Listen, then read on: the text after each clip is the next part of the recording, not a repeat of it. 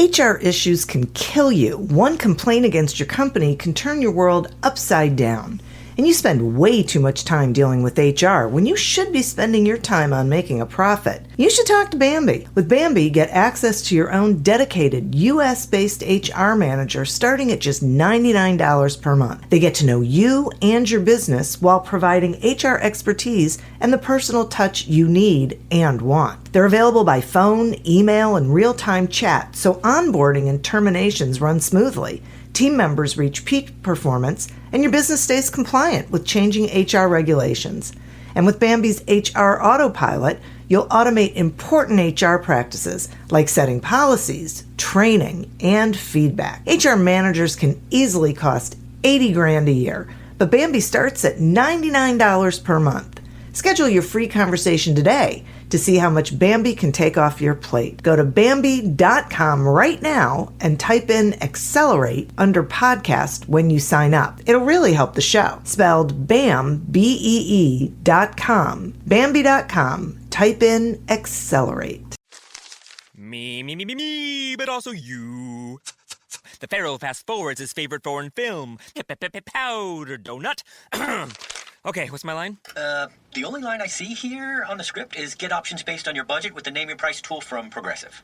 Oh man, that's a tongue twister, huh? I'm sorry, I'm gonna need a few more minutes. Bulbous Walrus, the Bulbous Walrus. The Name Your Price tool, only from Progressive. The owl ran afoul of the comatose coxswain. Progressive Casualty Insurance Company and affiliates. Price and coverage match limited by state law.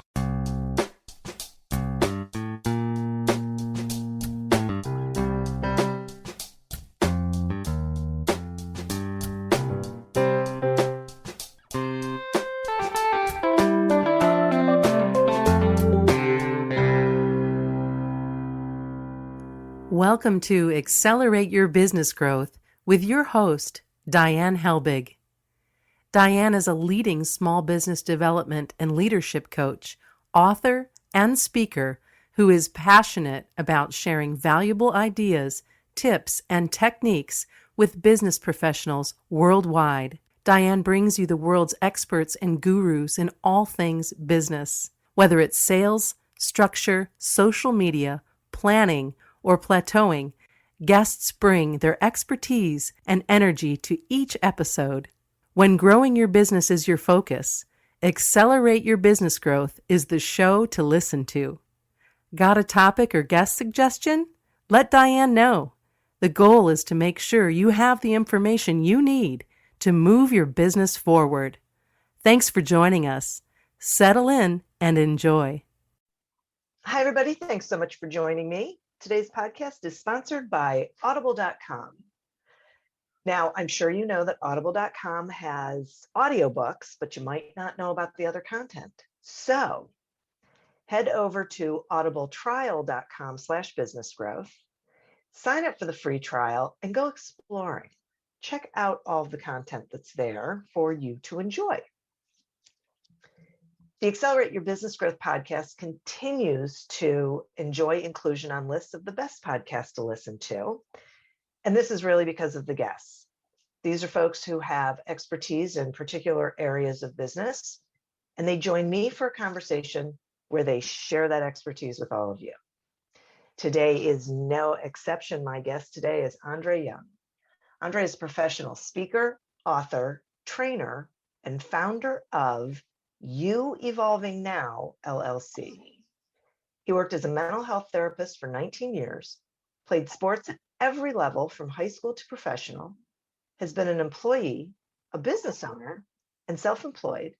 He's written 3 books focused on enhancing leadership and work-life harmony. As founder of You Evolving Now, it's his mission to enhance leadership and work-life harmony for organizations, leaders, employees, and teams with his high energy, interactive, culture-changing leadership training. Thanks so much for joining me today, Andre. It's a pleasure, Diane. Thank you for having me. Thank you guys for listening. And that was such an awesome introduction. It's great being here today. Well, I am thrilled to have you here. And I have to tell you that when I was reading your bio, I had so much difficulty not saying work-life balance. It kept tripping me up. So I would love to hear your thoughts on, why is it work-life harmony? Right. Well, it's a great starting point because one, I'm always going to pair leadership and work-life harmony. I want to be synonymous with that because it is so important, especially going through the times that we're living in. And I don't believe in work-life balance. What I believe is it can stress us out more than anything else when we're attempting to get this perfect balance. I tell people all the time, look, we live in America. We're going to work. You are going to work. And there's going to be times when the scale's off balance. There's times and seasons in our life where we're working more. There's times where we are maybe not working more, sometimes due to something that we enjoy or don't enjoy. Ask COVID. So work-life balance, even if you can get it, it is so impossible to maintain it because life changes. So instead of trying to get something that's so hard to maintain, work-life harmony is attainable and achievable for all of us. So no matter how much you're working or your life and you have other responsibilities, can we find harmony in our work, in our relationships, and in our lives that we can be content with who we are and where we're going? So work-life harmony really, soothes my soul. And it's been a great thing for people to hear and know that they can achieve, and it gives them some breathing space. I have 4 kids. I run a business. My life is not balanced nor very spontaneous. Okay. However, my life is in great harmony. I don't, I wake up early than everybody else to do things for me, to create, to write, to post, to work out. I also, I see my wife off the bed. We might we chill, we watch our shows. And I might get back up to go and do things from 11:30 to 1 o'clock because it's significant for my business and I'm not competing with family time. That doesn't look like work-life balance to a lot of people. However, I have great harmony. Yeah, it's so interesting. And I love how you said that this work-life balance thing actually stresses people out, because I so agree with you. They think there's supposed to be this even exchange, and in reality there isn't. So this feels very liberating, that people can go, oh, okay, well, this I can do because this makes more sense. Oh yeah, it really does. And it just allows us to be human. Yeah. And I don't like to say what I have to do. I say what I get to do. I'm big on leaders using great language, not only that benefits them, but everybody else around them. I get to do all of these things. It's how I place them and make time for them and put them in my calendar. And whether that's your duties for work, whether that's your significant other, your kids, your life, you put it in your calendar in a way that harmonizes with who you are and who those people are. And things tend to work themselves out just fine. Okay, so wait, I want to pull on this a little bit, because if I'm hearing you correctly, part of what I'm hearing is that we really do have to make sure we're putting family time and specific things on the calendar, so we're sure that we separate from work and do those things. Is that right? It is absolutely right. And it's the easiest thing that we can do that most of us all have access to. And for instance, I'm interviewing executive assistants actually this week on Friday. So I'm going to be interviewing executive assistants. Now, not everybody has that luxury or need to hire an actual person to be an executive assistant. However, we all carry around our phones. Everybody got a phone. We can choose to use that to be our executive assistant. Most people don't do things that they know are good for themselves and their relationships because they're simply walking around professionally or personally with this tornado of have-tos in their mind. And they're so busy being busy that they forget to be better. And I love that. Yeah, and it is whether it's guilt because if I take some time for me or my friends or whatever's important to me, I feel bad, or I don't have time because we wear this badge of busyness like it's this great honor, as if you passed away and got hit by a Mack truck tomorrow, the world will continue to spin and people will figure it out. So making time and taking time are two different things that I teach a lot of people, a lot of organizations, a lot of people in organizations. Making the time means work is important, great. From a work-life harmony perspective, your significant other. I hope they're important. I hope your kids are important. I hope your friends are important, and I hope you are important. Have you made time? And simply go to your calendar. I said I live a very unspontaneous life, but I put a date night with my wife in my calendar. I have my kids date time with them in my calendar. I have time with my friends that I know I need, that I can go and relax, but also evolve. And once a month, they're in my calendar. Because if it's not in my calendar, I will find things to do that tend to be work related or other people related or favor related. And then I walk around burnt out and bitter and frustrated, saying how much I do and I can't. Look, we are in control of this. So making time means you put it in the calendar. Taking time means when that time comes, because I have it in my calendar and I put alerts to it, I can't miss it. I have to choose to miss it. When it comes up, I do not make excuses not to do it. So that's make time and take time. And it will enhance not only you, it will enhance your relationships, it will enhance you professionally and personally. And what tends to get scheduled gets done. I don't bump things. Yeah, boy, I'm such a huge proponent of putting things on your calendar. And I'm listening to you and I'm thinking to myself, boy, if more people did this, then they wouldn't feel that that stress and that conflict around not being able to spend time with people they want to spend time with because they can't seem to figure out when to do it because other things take over. Absolutely. And here's a tip. Because once you can put it in your calendar, you can now go back to your busy. It's scheduled. It's done. Good. Now go focus on something else and grow. The difficulty comes when you attempt to schedule this time with other people, and whether this is in business or whether this is in our personal lives. Most people aren't listening to what you're listening to, reading what we read. So I came up with a leaders 2 dates, and I do this with my friends, and I do this in business. Hey, are you free the 13th?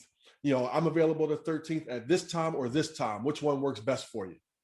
And now that takes away the whole let's circle back or let me figure it out or hey, I haven't heard from. Boom. You put it out there, let them pick one, and then put it in the calendar. Hey, I hope you put this in your calendar. It's locked in mine and I ain't moving it.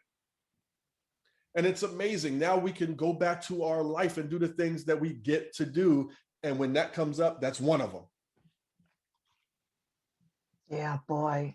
I just love this. Now, I want to shift a little bit because you said something a couple minutes ago about the words that we use and the importance of that, especially with leaders. Will you expand on that? Oh, sure. There's a few words that I'm honored to get to do trainings with organizations, C-suite management, and individuals, and it's called bully words. And overall construction talk. The big premise around this is what I call construction talk. We have to be very mindful that we're building up not only ourselves, but our people to them and around them. So whether it's my wife, whether it's somebody on the board, whether it's somebody, an employee, I want to say great things that enhance them. I'm leading with their motivation and their desire, and and we do that. But I also want to speak positively away from them as well, because good things don't travel as fast as gossip and bad things, but they do travel. Okay, so when it gets kicked back, that you spoke really nicely about your wife. When you speak great about your job, your relationships, your life, it attracts people. And then when now they want what you have, they want to do these different things, or they're attracted to come and work for you and with you. And when your wife or your boss shows up somewhere, you've already talked so positive about it, it feels good. And the bullying language, there's some words that are so significant that we use to bully ourselves, and intentionally or hopefully not unintentionally other people. But, if, can't, try, just, only, should, deserve, and happy. It will bully you and bully our people. And I get to share what to replace it with. And it's so many times we don't even know we're saying it. It's not intentional. Once you learn it, you're like, ooh, and you catch yourself. I learned a couple years ago, excuse me, that what we focus on expands. Mm. And so I am tremendously mindful of the sentences that come out of my mouth, Mm-hmm. because I'm afraid I'm going to say something that then I'm going to get. Yeah. It's not something that I want. The truth, at 19 years as a mental health therapist, I learned a lot. However, this one stands the test of time. What you think about will impact then how you feel. Most people think it starts with a feeling. No, it's what you think about then impacts how you feel, then what you do, and then the consequences thereafter, either negative or positive. Mm-hmm. It is impossible to be walking around negatively talking about your relationship, your job, your life, your kids, and whatever, and then go back to it and love it. And you multiply that, compound that by days, weeks, months, years, decades. What kind of life did you think you were going to have? Think about that argument you had with your significant other or disagreement you had with your boss. How many times did you play that argument over, what you should have said and what you done, all of this stuff in your head? It doesn't tend to make you better. It doesn't tend to make you feel better. It doesn't set you up for leadership and moving forward. You get stuck. Yeah. And when I was an employee, I knew people would come in, they would complain about the boss or their argument they had with their significant other. And anyone that would come inside their 18 inches of personal space would get that story all day long. Hard to go to skip to work after thinking like that all day and go back home talking about, honey, I'm home, I love you, when you talk like that all day. Yeah. We have to be very mindful of what I call construction talk. Be mindful of the things that we say on a consistent basis. And we're allowed to have some hiccup days, some hiccup moments. Leaders rebound quicker than everybody else. Right. Rebound quicker, apologize quicker, and move on forward and onward quicker than everybody else, because that sets an example. And it kind of makes you human. Andre had a bad day, but look how he rebounded. Wow, like that. And it's an impressive, because now you're not only a machine that's doing this that they don't believe is real. Now you're real and doing it better than them. So you're an example, a good example. A great example. Right. Okay. So now I would really like to talk about leadership. So how do you define leadership? Oh, wow. I have 5 words. 5 words that would quickly define leadership. Can you be of influence, impact, protect, decide, and have expectations? And very quickly, influence. Can we positively share a vision? Share the vision with our people. And most people will stop right there, Diane. You guys listening, most people will stop right there. And just think about it. There are millions of people all over the world. About 7 billion people in this world. There's millions, billions of people all over the world that have a vision of being rich. And they're all sitting on the couch right now doing nothing. Vision is not enough to get you to where you want to go. So you have your vision. Then what are the vision factors? The 3 to 5 things that when you do them and the team does them consistently, the vision takes care of itself. Can you positively share that? One, do you have it? Can you share it and be consistent with your team to positively move people forward? Can you be of impact? We always think of, I'm sure you have, listeners, you guys have a boss or a coach that you can think about right now that impacted your life, whether it's something they said, did, or disciplined you, whatever it was, you got the lesson and you still live by it and teach it today. That's impact. Can I be of impact for somebody else 2 years, 5 years, 20 years from now like that? The third one is protect. This is the one that gets forgotten about the most and pains my heart the most, because leaders must protect a couple things. One, we must protect our people from themselves.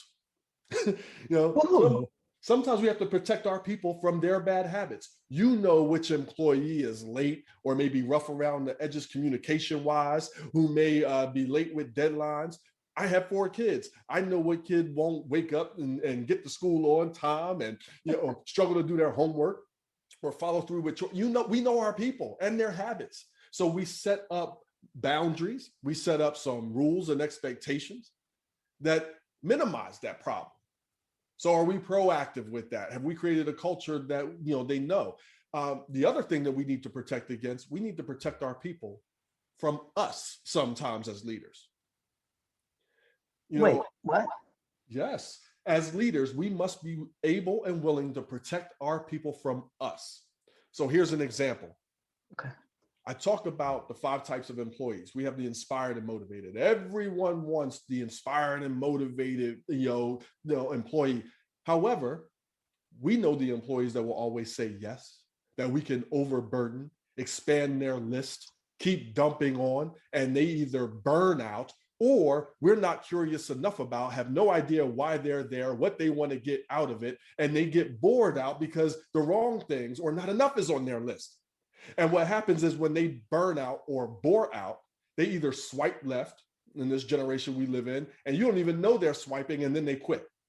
That's a problem. Or they get bitter and they stay. That's a problem too. Because if our organizational or leadership practices have caused an inspired and motivated to turn into a grouch, that's not good for us. That's poor leadership. So sometimes we have to protect people from us. I also know as a leader that I need not have a conversation when I'm hangry. That's when you're so hungry, you're angry, or having a conversation when somebody else is hot and using deserve language.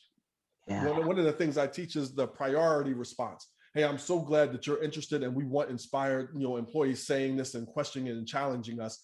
Right now, I'm on my way to a meeting. How about Thursday at 2, we get together and talk about this? And it protects them because they're hot and might say something that they can't take back or regret. And we don't want to engage in this while we're in our tornado of responsibility, because the third thing we need to protect is our time. Leaders, we got to protect our time. As a leader, you're not meant to be Mr. or Mrs. Fix-It at all times. Yeah. This open door policy, it's a farce. Think of pre-COVID when you had an office and people would come in and a 5-minute question becomes an hour conversation. Look what it did to your time. So we have to get better at protecting our time while still serving our people. One of the other words, the fourth word, I mentioned decisions.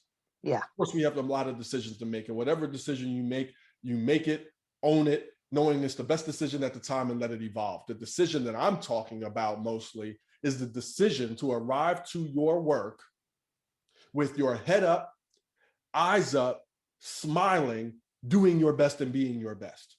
Doing your best means knowing your craft. You're the leader. Nobody knows your craft and the business like you, okay? And being your best is great personal leadership, how you carry yourself, the words you choose to use, how you engage with people, knowing their language and speaking their language and meeting needs and moving forward. The most simplest part seems to be the hardest part. I had one boss one time that I worked there for about a year. And to this day, I could not pick her out of a lineup because I don't know her face. Whoa. However, I know the top of her head because as she walked through the office, she was always on her phone, head down, no eye contact, no hello, how you doing, happy Tuesday, no, nothing. So the power of walking in the office every day with your head up, eyes up, make eye contact, greet people, smile, doing your best and being your best goes a long way. People, your people, will do so much more for you, with you, and forgive about you when they feel connected to you. Yeah. The last one is expectations. And I came up with a quote years ago, and it stands true. A vision, we're back to that. A vision without expectations is just hope. And expectations without consequences are merely suggestions. Yes. So consequences don't always have to be this big, bad corporate enforceable write-up. It's your willingness, our willingness, one, to know the vision, the expectations, and the rules, having follow through, but also most of all, being willing to have the tough conversations. And a lot of leaders are so many employees think that leaders wake up wanting to ruin their day. Yeah. And they don't know that most leaders would prefer not to have this tough conversation. And most are bad at it. So they either overcompensate or don't have it at all. Yeah. So the willingness to have the tough conversation and follow through with the plan that comes out of it is monumental. Oh my God. So I have to, oh my God. I mean, this is so incredibly important. And you are so right. And the employees know it. Like Yes. they watch it happening. And when you don't follow through on whatever that consequence is, what you're telling your good employees is that they don't matter. Yep. And you're telling your not so good employees that they can get away with, they're leading the company. They can get away with anything. And it winds up being a slow implosion, but an implosion nonetheless. Because Yeah. it's hard then as a leader for you to get up the courage to go confront and have a tough conversation with someone. And when the employee says, well, so-and-so's done this, we want to bang the gavel and say, well, I'm talking to you. It's not about so-and-so, but yes, it is, because they've seen it. And most people all over the world, people in general, they know when they did something wrong. They know when the conversation needed to be had. And whether they fight it or not, they know. So when it doesn't come, I used to work in facilities, mental health facilities. And, I ran units there. And who do you think knew the rules the best? The staff or the clients? The clients knew the rules. Yeah. They knew it. And they could train people as they came in of who you could get over. They knew it. Yeah. So our people know it. And the last thing you want to do, there's one company out there, I won't mention the name. It was, they had their employees of the month. And, how I feel about that, I don't know, but some people really like it, right? But they had their employees of the month, and they had all 12 months up on the board so you could see who they were. The saddest part is 7 out of the 12 no longer work for the company. Oh. Well, what is up with that? Yeah. There was some leadership things going on here that, we want to be able, when we're losing people, first off, when we decide as an organization that we're going to move forward, and I tell people, here's the ingredients. The old adage is that when you found people, and companies are huge on their emerging leaders, their emerging stars. Yeah. As if that's most of your population. It's not. We need to broaden our focus. But when somebody has talent and work ethic, you're going to give them coaching and opportunity. And I'm saying, let's switch that. As an organization, start with coaching. Let's get everybody better in leadership and work-life harmony and their job. Share with them the opportunities that exist within your company. Most of your employees have no idea what more they can do for you. Now, when you do that, that will enhance their talent and work ethic. And when you do this and you commit it to this type of culture, you are going to lose great people. But it's not because of poor leadership. It's now due because it's not enough money for the raises. It's not enough positions available. And you're going to lose great people, but that's okay, because you're losing them becoming a gold standard where they go out into the world and people are like, oh, you came from there? That's awesome. And then you have new people that want to come there because of how you coach, provide opportunities, and build. It's a win. I call that the leader's ingredient. So we got to get used to coaching our people better and stop focusing on this one little pod. Yeah, that's interesting. So I find this so interesting because I so agree with you that it goes back to actually the first word, the influence, because I think so many leaders don't realize that they aren't communicating enough and consistently enough for their people to really know what the vision is, how they contribute to it, what the opportunities are, where the resources are, fill in the blank. There's just so many things that people don't know. Well, and those that are communicating, they are not, and not due to poor intention, they are not communicating as specific as they think they are. Yeah. So when I do my Leap into Leadership, is session 2 of my Evolve and Lead training program, we get into a leader's 3, that vision, the vision factors, the expectations, and the rules that you have. And it never ceases to amaze me. I can be sitting with C-suite, middle management, doesn't matter. And I ask them what they are, and so many don't know. And then when they do, okay, let's formulate that. What is your vision for you as a professional and your team within SDI, or not only SDI, I mean within your organization, whether you are Google, whether you're Nike, whether you are, that doesn't matter. Yeah. What is your vision for you professionally and for your team? What are the vision factors? Those 3 to 5 things. What is the expectation? And then what are the rules? And when people start to actually say it out loud, because all they have had it is in their head, maybe. So when they share it, it's either too wordy, it's too vague. Yeah. Hey, we want to collaborate and we want great teamwork. Okay. Well, what the heck does that look like? Because, or we want people to engage respectfully. Okay, well, my definition of respect, I came from inner city Philadelphia growing up. My definition of respect when I was young was way different from somebody else's definition of respect. And then when you go to have that tough conversation with me, well, I was doing respect. So we got to get the shovel out and get rid of the vague language. And if you, and a simple thing is this, if you can still ask, how are we going to do that? You have not gotten specific enough. If your 13-year-old can't read your leaders 3 and understand it, it's too complicated. Short, simple, sweet, to the point, and let's move forward. So that's a really big thing. I share people, look, here's an example for you guys listening. My vision is this for professionally.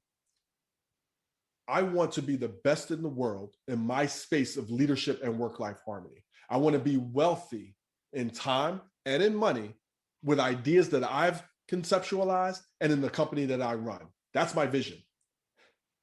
When I stop there, so what? My vision factors to do that, to make this happen, I need to 1, create great content. I need to 2, network appropriately. And then 3, I need to create passive income based off of my products. Therefore, I now know when people present me with opportunities, I say no a lot to people. I say some yeses. Knowing that allows me to know what to say yes and no to, because if it's not in that wheelhouse, it's no or not right now, and I explain why, and it's hard to argue that. Yep. My expectation is, and the expectation has to be simple. I want to leave people, organizations, teams, or the stranger I meet in the street better than when I met them. Period. That's it. My rules, I do not believe you need a lot of rules. However, you will need some, or I guarantee that you will not be leading for long. My 3 rules, and you could have your own 3. 1, be on time, preferably 5 minutes before you said you were going to be there. Be punctual. Number 2, if we go back and forth more than 3 or 4 times in an email, let's get on a call. Let's get face to face or voice to voice, clean it up. Number 3, and this is the biggest one that most leaders and companies adopt. Please accompany your problem with a suggested solution. Mm-hmm. We cannot lead when we are constantly putting out fires all day, rolling our sleeves up and doing the job instead of doing the people that do the job. Mm-hmm. Okay. So when I have my team, when I have my staff, what do you think we need to do? And that's ingrained. So they come with a solution. And I tell them, and leaders, this is what we have to say. One of 3 things is going to happen when you present your solution. 1, you blow my socks off and we have to do your idea because it's that great. Number 2, we might collaborate on an idea because I know the bigger picture. Always share the bigger picture. So let's fine tune the idea to fit inside the bigger picture. Number 3, we may not go with your idea. Here's the bigger picture. Can you now fit your idea inside this bigger picture? And then let's talk about it Thursday at 2:00. They have to do that development work away from you because you are protecting your time and enhancing their leadership. Leaders build leaders. So you're sharing the bigger picture. Now let them put their idea into that. Maybe it works, maybe it doesn't. But train them to be thinking without you around. Yeah. Right. Right. So that's mine. And that's it. Look, I can say mine like that. Yeah. As a leader, if you can't say it and where it's too vague, how do you penalize, consequence, and enforce expectations that are ambiguous? They're operating off their own or none at all. Yeah, it's so true. Like one of the things that that I believe is that leaders aren't expected to have all the answers. They're expected to convene the resources to find the answers. Mhm. So, when your people get used to this idea of coming to you with everything to get solved, Yep. you're not benefiting you, you're not benefiting your company, and you're not benefiting your employees. And it's something to be mindful of as a leader, because I believe there's a difference between leaders and managers. We all learn how to manage before we know how to lead. So no harm and foul if you're a manager. When I was elevated to a position of leadership, there was some ego involved. Okay. So I like being it. First off, most people like the job they were initially hired to do, and they only got promoted to leadership because they did a job or that job really well. Doesn't mean they know how to lead. So when they get promoted, they don't want to give up that job. They want to keep some tasks. They like being in the weeds, so to speak, with their team. That's no longer what you're getting paid to do. Or it's a control issue. I don't want to give it up because nobody's going to do it like me or as fast as me. It makes you feel good to get it done. It makes you feel purposeful. So when we delegate these tasks, the first thing we have to understand is what do we have to give up? Why do we have to give it up? Who are we giving it to, and does it match their superpower? And what evolving tasks do you have beyond that? Because if you don't have a bigger vision, a bigger thing that you're going to be focusing on, you're going to be doing that, annoying your people and micromanaging the heck out of them. Yeah, wow, that's interesting. I never looked at micromanaging that way. I mean, other than the control thing, but I never looked at it in terms of there's a security and a safety in doing the little things. Yeah, or you really like it. When I was a therapist for a long time, and I got the hard thing about being a therapist is there is no promotion. The promotion takes you away inherently from what you love. Because now you're in administration. That's the only that's the only way up. So most people accept it because now it may be salary, or it doesn't make sense. Most people don't know how to say no to a promotion. How do you go home and tell your family, I'm going to turn down guaranteed more money and responsibility? Are you okay with that? So they take it. And I remember fighting in the interview. I remember fighting for this, Diane, in the interview. Hey, you want me to do this job? This is what it entails, but I really want to hold on to some clients and this and that. And they fought against it, but they gave in. And eventually, 5 years later, the 10 clients that I was holding on to now have turned into 40. My other responsibilities had doubled. The company was used to me doing this. And now the tough conversation is being had with me as to why my paperwork isn't done. I set myself up for burnout because I didn't respect my evolving tasks. I didn't know how to use my people the right way. I wanted to create a bunch of mini me's, and I wanted to hold on and be in the weeds instead of doing the people that are in the weeds. Yeah. Wow, that's a great example. It was a big learning lesson. It was a painful learning lesson. Most of them are. Yeah. So what would you say to someone who is in a leadership position and they are listening to this right now and they are identifying themselves in some or all of what you're talking about? What is there like a first step or a first thing they can do to start changing the dynamic? There's a couple of things. Generically, the self-awareness is huge. One of the biggest things from a generic standpoint and a self-awareness standpoint from being a leader and doing business, once I stopped focusing so much on what I wanted to do or sell, and I started then marrying it with what my people, whether it's employees, whether it was interns, whether it's clients or customers, what they wanted, starting with what they wanted to get out of it, and then marrying what I knew needed to happen and marrying them together, that's when everything evolved and took off. So many times we only ask our employees, our people, why they want the job, all of these great interview questions the day they got interviewed. And then we never ask it again. We do annual evaluations about how poor they're doing or not doing enough once a year and think that's leadership. That's crap, excuse my language. So one of the things the two things that I believe are big are the leaders three that I mentioned. Get clear with the vision and vision factors, the expectations and rules. We then have to be able to effectively and consistently communicate them throughout the day, the work day, our meetings, our conversations, our emails, and not in an abusive Gestapo type of way, but as a part of our new culture. And we can even reveal, hey, look, this is the new way that we're going. You can announce it, make it formal. And hey, I understand that this is going to be a change. I've accepted how things have been. It's a new day. This is the vision factors, expectations, and rules. We hope that everybody moves forward with us, but I know this is going to be a problem for some. We need people doing this. So now when it's time to have that tough conversation, it's not the first time they've heard it. Right.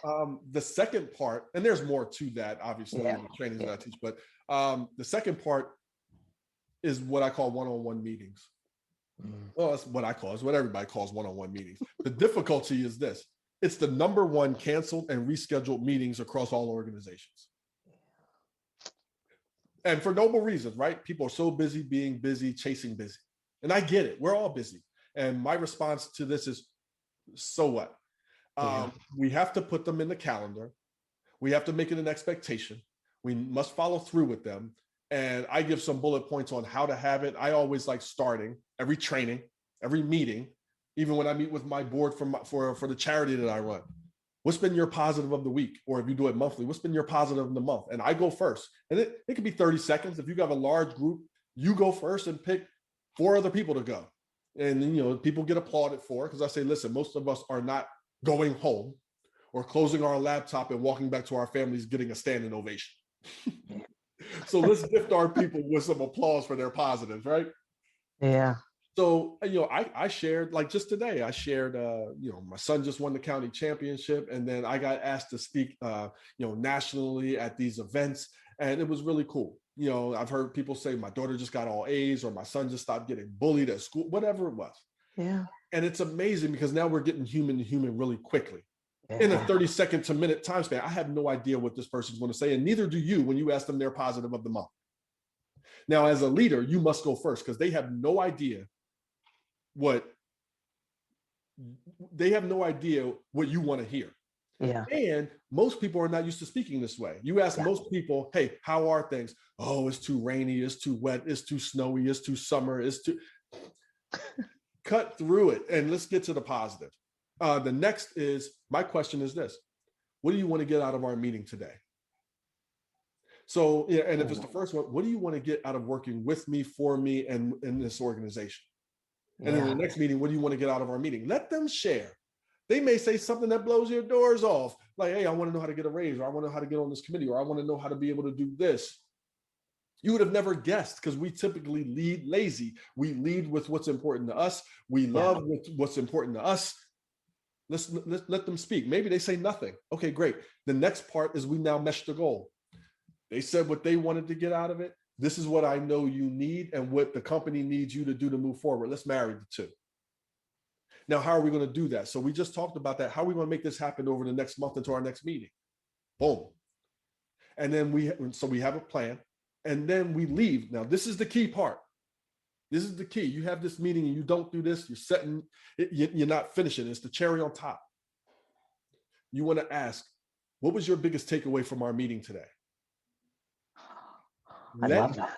Them answer it, because whatever they say is going to be more important and more true to them than you telling them what was good. Yes. And what it also does, when we're back in the office, especially, when they walk out of your door, they walk with a little bit more bop in their step because they just said something that's true and helpful. And the inspired and motivated are watching. The grouches in your organization, they're watching. And one of the best conversations that is going to happen in your company and about your leadership, you will never hear. Because that employee that walks out, they're going to say, hey, did you do your one-on-one meeting yet? And the guy says, or the woman says, no, it's going to be stupid. I'm not looking forward to it. And that person says, no, you need to go because it's really good. Yeah. That's winning. That's winning because you made it about them, then you meshed your goals. And now that one-on-one meeting, because it's scheduled, what it does is it protects you because one, it limits surprises. that employee whose list, because a lot of times we don't know our people's list. We assume as a leader that the only thing on their list is what we gave them. Yep. When you have inspired and motivated employees, they're doing your favors and everybody else's favors. Know what's on their list. Maybe it's too long. Maybe it needs to be reprioritized. Maybe it's not enough. So we want to protect us from surprises, and the one-on-one meetings help that. And it also allows you to enhance your company, your leadership, and theirs, because you know what's important and you're getting it out and not dumping it on them. It's all scheduled. So that's the two things. Know your leaders, 3, and be willing to have your one-on-one meetings, making it about them, marrying the concepts. And it's hard not to win when you're doing it that way. It really is. No doubt. I mean, there is so much of value in that. I love all of that. It is just really, and none of it is difficult. That's the other thing I really like about it. Like, it's not like it's complicated. Right. It feels like it creates less complication because there's consistency there. There's clear communication. I love asking them, what their biggest takeaway was from the meeting, because boy, it sure does let you know. It does, because it might not be your same answer. You're thinking this, and then they said that. And like, for even when I started doing my speaking engagements, and even now, I ask after I explain concepts or afterwards. And what I thought may have, what I used to think was the big juggernaut that I wrote and I was going to talk about, it was something completely different. And you're like, wow, oh, okay. So that's what I need to be selling, And it's amazing. So let the world speak to you about what they got from it, and mesh your goals. Now, the one tip that I will say is that after the one-on-one meetings, you have to send it in the email. Hey, great meeting with you. I'm so glad we got to talk about it. As per our meeting, pop, pop, pop, pop, pop. Because each meeting should build off of the other, and leaders also want to protect ourselves. Yeah. Because you having that meeting and with it out, if it ain't documented, it didn't happen. Yep. So protect yourself. Now, does this add a little bit more to your day? Yeah, it does. Look at the value it added. Yeah. Look at the value that it added, and you'll start to see who is going to continue with you and maybe who may not. And that's a win-win. That's okay. Yeah. Right. That's a hard thing for people to wrap their head around. I think that when you have that clarity and that consistency and you're communicating effectively, the people who don't feel a resonance are going to leave, and that's a good thing. You want them to leave because it's not right for them, and therefore it's not right for the company. Right. And we can like them, we can support them. And when I share, I say, listen, your 60% effort here is better than somebody else's 35% effort in company B. So you're going to be a win for them. We want to create a vacancy that somebody can come in and now do it our way and give their 90 to 100% our way. And that's okay. Right. So I see it as a win-win. They're a better fit somewhere else. And, I'm playing professional sports. It happens all the time.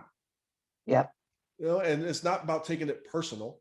It's not about taking it personal. Yeah. Right. It's about the team. It's about working well together.